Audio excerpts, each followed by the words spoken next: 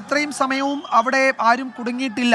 ആ രണ്ട് കുട്ടികൾക്ക് നിസ്സാര പരിക്ക് മാത്രമേ ഉള്ളൂ എന്ന് മന്ത്രിമാരൊക്കെ പറഞ്ഞതാണ്. നമ്മൾ അത് മുഖവിലക്കെടുക്കുകയും ചെയ്തതാണ്. പെട്ടെന്നാണ് ഒരാൾ അതിൽ കുടുങ്ങിയിട്ടുണ്ട് എന്നൊരു വിവരം പുറത്തു വരുന്നത്.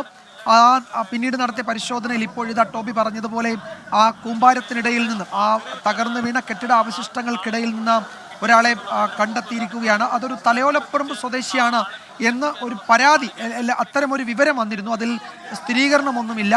എങ്ങനെയാണ് അവരുടെ ആരോഗ്യനില എന്നൊന്നും നമുക്ക് ഈ ഘട്ടത്തിൽ അറിയില്ല. അവിടെ നിന്നുള്ള ദൃശ്യങ്ങളിലേക്കാണ് നമ്മൾ വീണ്ടും പോകുന്നത്.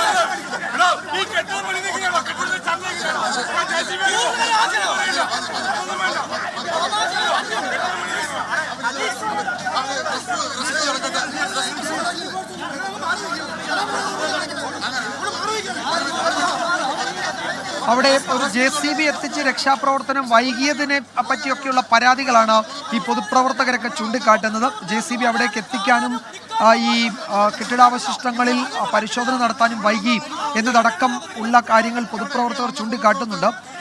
സംഘർഷത്തിലേക്ക് പോകാതിരിക്കാൻ ചാണ്ടി ഉമ്മൻ MLA ഒക്കെ അവിടെ ഇടപെടുകയും ചെയ്യുന്നുണ്ട്. എന്തായാലും ഒരാളെ അവിടെ നിന്ന് പുറത്തെടുത്തിട്ടുണ്ട്. അതാരാണ്, എന്താണ് അവരുടെ ആരോഗ്യനില എന്ന് പരിശോധിക്കേണ്ടതുണ്ട്. ടോബി കേൾക്കാമെങ്കിൽ ദൃശ്യങ്ങളിൽ കാണുന്നുണ്ട് അവിടെ ഒരു സംഘർഷ സമാന സാഹചര്യം രൂപപ്പെട്ട് വന്നിട്ടുണ്ട്.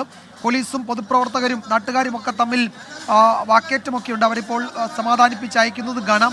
ഈ കുടുങ്ങിയ ആളെ പുറത്തെടുത്തിട്ടുണ്ട്. അതാരാണ്, അവരുടെ ആരോഗ്യനില എങ്ങനെ, ഗുരുതരമായി പരിക്കുണ്ടാവും. കാരണം ഇത്രയും സമയമായി അവശിഷ്ടങ്ങൾക്കിടയിലായിരുന്നല്ലോ.